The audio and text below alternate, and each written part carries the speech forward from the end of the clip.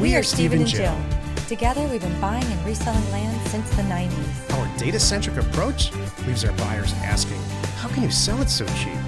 Here on the Land Academy Show, We answer that and more. Steve and Jill here. happy Friday. Welcome to the Land Academy Show, entertaining land investment talk. I'm Steven Jack Butala. And I'm Jill DeWit, broadcasting from sunny Southern California. Today, Jill and I talk about how life restarts when you leave. It's funny when I saw the title, I wrote it down. I wrote, life starts when you leave. It's the same thing. I know. Like, that could have been the title, actually. Yeah. You're like, restart. No. Sometimes life just starts. Sometimes you're in a bad situation for years, maybe decades. Yeah. Yeah. Maybe it's your childhood. And maybe it's your whole life and it just never got restarted. Maybe. And now life starts. Before we get into it, let's take a question posted by one of our members on the landinvestors.com online community. It's free. Cupid gave up on me wrote. This also goes on to the life starts when you leave thing. I was offered to purchase a property in southern Colorado that is rural, heavily treed, and very pretty. But when I was looking into it, I see it's classified as rangeland. I'm unfamiliar with this type of property. It's confusing since a lot of it is forest. I tried looking it up on the county, but I can't seem to find any information as to what this means to me as a possible investor. Is this a red flag for anyone? I'm thinking if I bought it, would I have a hard time selling it? Because the buyer would be limited in its use. You want to go first? Okay. We have two options, the way I see this. One is, and I personally might do a little more digging because I always want to know what's possible with the property. Can I put a mobile on it? What can I put a camper on it? And looking at it online, I can see if there's a buildable spot. Are there things around there? There's things that I can do.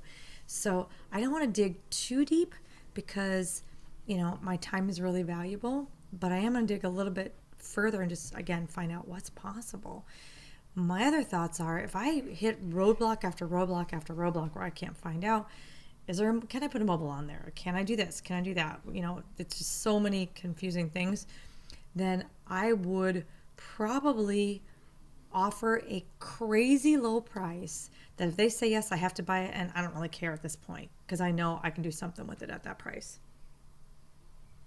I'm passing the baton. Yeah, I'm going to say the data version but the answer is the same as Jill's. So she's got issues with, in quotes, rangeland. So to some extent, to every extent, you can control this by how you send out offers. And in the house group, we send out infill lots, or maybe in the land group too.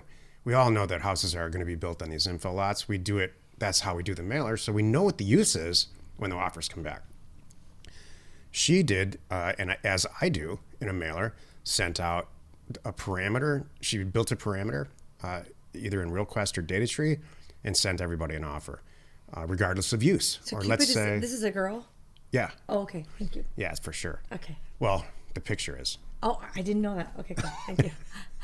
It's and she's not a member. I thought you were talking about, for some reason I think you said she. I thought you meant No, me. no. You meant the writer. Okay, good. So you can control the types of offers that come back, but why?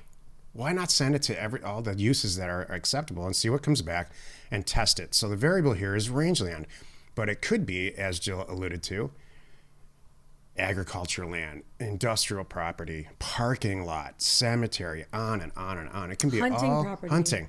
There could be a lot recreation of valuable uses. only, mobile home only. So it's not just a rangeland. This question is bigger than what the person who asked this question really thinks. The question really is, in my mind, I got this strange use or alternative use or X use property back, and should I be concerned about that? And Jill's answer is correct.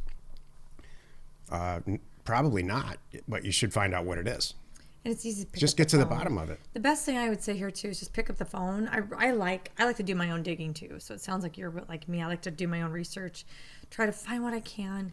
So then even if I call the county, at least I got a lot of the questions answered on my own. So I'm not bugging them with the stupid stuff.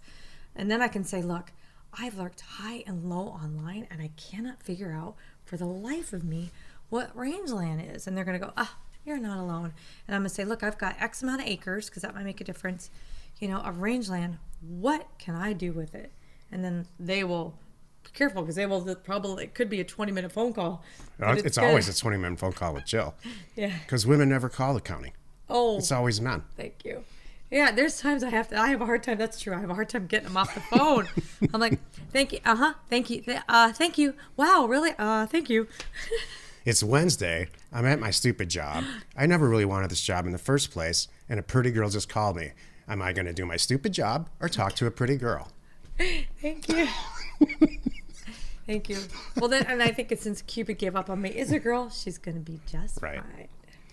The real issue, and I'll end it on this, is does your rangeland or whatever land you're looking at have good access?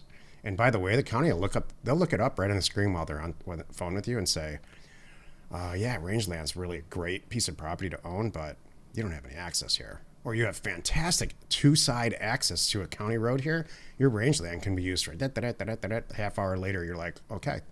Yep. Today's topic, how to handle calls from old. Oh, that was incorrect. Today's topic, life restarts when you leave. This is the meat of the show. Life restarts when you don't make errors in or the life script. starts. Either way. I wrote down two things. One, you have voluntary and involuntary. And a lot of it's happening right now for people. A lot of involuntary things are happening, like you have to work from home. You don't have a job. You have to be home and homeschool. Your finances just got severely cut. There's a lot of things like that are involuntarily happening.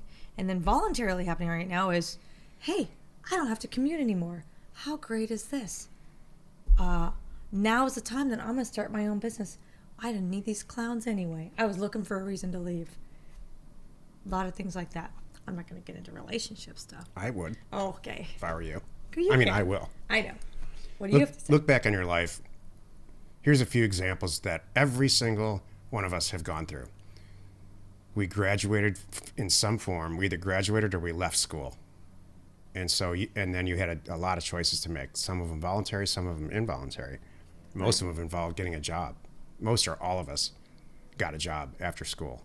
We either voluntarily terminated school first in lieu of getting a job, or graduated from high school and went to college, or got a job at that point, or then graduated from college and got a job. And so and my question is this: did your life get better? Did your life restart, or did it get worse? And so there's other, you maybe got married, maybe you got unmarried. Did your life get better after that, or worse? You had kids, better or worse? You lost a job, better or worse? You left a job for a new career. Was that a good decision or a bad decision? Was it better or worse? No matter what, your life restarts when these, events happen. Voluntary. It's my reset button. So I can look back almost with every single example and say my life got better. Mm-hmm. Was it fun? No way. Was I out of my comfort zone? Absolutely, every single time. Did it drive me to tears? Sometimes, yeah, especially the involuntary times. But you recover, you restart, and you have control over this. It's Friday, so it's all philosophical. It's funny you said that. So you don't have any positive situations like this where it was like you're excited and fun and every single one was positive. Oh, good. Okay. Did I leave? Yeah, that? you said something like, was it horrible? Yes. Was yeah. it this? Yeah. Did it work to my benefit? Let me be real clear. Okay. Did it work and I'm not just talking about myself here. I'm asking everyone listening to this, to ask themselves the same question. Did it turn out to be a positive, not a negative for me? Heck yes. But was it easy? No. It sucked most of the time. That's the truth of it. I've been lucky. I've had some really good situations. You just have a real good attitude, Jill, about everything. I've had things just fall into place. Like the first house I wanted is available. The first I got a job just like that. I'm excited to go to a new city because it was a bigger city. It was maybe true. You're right, because I went from, one was an involuntary move, which moved me out of Southern California into Arizona. But then when I moved from a smaller town, Arizona, to a bigger town, Arizona, that was voluntary. It was awesome. I had a really good time. I got to go to a bigger city, more jobs, more to do, more opportunity. It was great. Yeah, I mean, the transition is always hard what the outcome is almost always better. I know for you, we've talked about this a million times, not on the air and not under this title, but Right. that's why we're together. Thanks. We just move forward. You got to keep moving forward, even if it's difficult. That's the whole point of this. No matter what, whether it's voluntary or voluntary, stuff's going to always happen, and you have to pick yourself up and move forward. Yeah, Rocky Balboa Don't let it break you down. Sorry. Rocky Balboa's got a great speech in the last Rocky movie with his son, his grown son. It said, life will beat you down, and it'll keep you there if you let it. Yeah. And that's just what this is. That's what this COVID thing is. That's what this economic downturn is. And this won't be the last virus thing. Right. Whoever caused this or however this started, the outcome this is the desired outcome. So this is, unfortunately, for this generation, is going to see it many times, and the generations to come are going to see this happen over and over again. I don't want this to break them down and scare them or something. I want them to always keep moving forward and know they can push through and find solutions to all of these things. We're perfect examples of, like, we never thought our office could be remote. Nope. We needed everybody to be there every day. Had a great office. We provide coffee, lunch on Fridays, and then this hit. And I was like, dragging my feet on the day. I'm like, when are we sending everybody home? Like, what are we going to do? Or it's like going to fail. And it didn't. So, I hope that everybody is also feeling that and learning and moving forward. Yeah. I hope that you're not sitting in, I hope people are looking for new jobs and making new decisions and coming up with new ideas. I know we are. That's where what's interesting is I feel so blessed and so lucky because this is a whole Land Academy community. We already have that same mentality. Right. We're in it. We are already those people. The reason that people are in Land Academy and House Academy is because they're looking for something better and making their own changes and setting up their own businesses and getting better at flipping properties and finding properties and all of this. So it's like, great. I already had this fallback plan. No big deal. Now I'm going to go at it even harder. And so I'm lucky that I am surrounded with you and all of these people. So my community, it's kind of like, we're cool. Yeah. If you haven't listened to it, either 2 days ago or 3 days ago, we interviewed a member, Lori Phillips, who talks about the changes that she's made during this whole COVID thing, all voluntarily, fortunately for her, and how she's made it work for her. And it's a real good example of, just going through that change. This isn't the last involuntary change that Jill and I will go through. I think you, to some degree, to the bitter end, there's going to be changes and stuff you have to deal with that you don't want to deal with. Thank you. Happy you could join us today. Every Monday, Wednesday, and Friday, we are here on the Land Academy Show. Tuesdays and Thursdays, you can find us on the House Academy Show. Next week, join us on the Land Academy Show for another interesting episode. You are not alone in your real estate ambition. I didn't finish my little story from sixth grade. Oh, yeah. You want to tell the story from sixth grade? No, I want you to. So it's perfect. It was, I don't know if it really ties into voluntary, well, I got in trouble for talking. Let's just, it's always been a thing. Now you make a living at it. Yeah, it's always been a thing. And my teacher, Mr. Tinsman, was sick of my talking. So he decided to move me to the front of the room, put me right front and center, thinking that's going to do it. Nope, didn't matter. So then he moved to the back of the room. Does that make a difference? Nope, still didn't matter. So then he kind of moved me off to the side of the back of the room and put a bookcase in front of me. And so, of course, I'm bored. I'm like dying for something to do and interaction. I was actually a good student too. I apparently had a lot of free time. I get my work done and I still had free time. So I made some signs and I put signs all around the bookcase and I started renting out the books and charging 25 cents. It was like anywhere from 10 to 25 cents to rent a book on the bookcase. There were encyclopedias on there. There were dictionaries on there, that kind of stuff. So Mr. Tinsman calls me over to his desk in the afternoon and says, here's the deal. Here's my cut. And spelled this whole out. We did a whole business plan. And he told me, it's his room, his books. I respect your business. But, to lease the books from me and the space that you've got and all this stuff. Anyway, the way he spelled it all out, the money that was left over, that profit that I would make wasn't worth the whole, deal. So I politely took all the signs down. That's like the real estate agent model. You know, here's the deal. I'm going to get in the way of your transaction, do nothing, and demand 6%. Yeah. He wanted way more than 6%. Do you remember the terms? It was like 20%. Like I'd get pennies left. I'm like, well, I'm not doing it for pennies.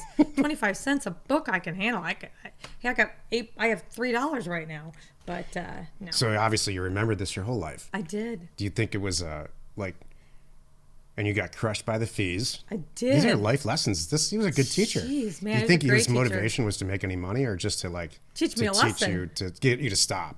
Give me the stop. And he, you know what's interesting? He could have said, take the signs down, we're not doing this. No, he just chose to he could have called your parents. Give me a little business lesson in there. And he gave you a lifelong memorable education experience. It was good. I'll never forget him. I respect that. Mr. Tinsman, he was really cool. The Land Academy show remains commercial free for you, our loyal listeners. So wherever you're watching, wherever you're listening, please subscribe and rate us there. We are Steven Jill. Information and inspiration to buy undervalued property.